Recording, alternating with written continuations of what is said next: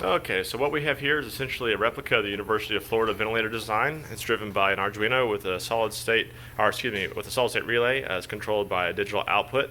The source is 5 volts low current to this relay, which is in controlling the 24 volts AC that goes to the sprinkler valve.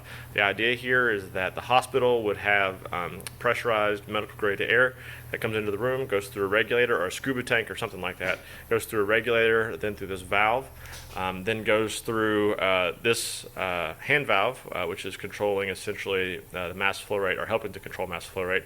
And then you take a delta P measurement with 2 pressure transducers that are coming in this afternoon, get volumetric flow. Then it goes through a check valve here. This check valve goes out to patient, and then comes back in through this check valve, so out and return.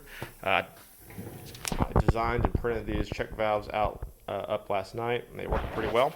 And then the pressure of the system is regulated by essentially hydrostatic head. So we have essentially a tube that dips down into water by a couple centimeters or so, or a handful of centimeters, and then that equates to a pressure, which is essentially the set point of the system, which prevents you from hurting somebody in the event that you have a system failure.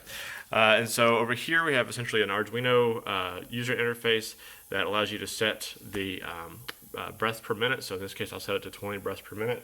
Hit enter, and then this system should start actuating. Let me crank up the floor so you can hear it a little bit better. So valve's actuating at 20 breaths per minute, and then it is coming out this valve, and so you may be able to see the membrane on here.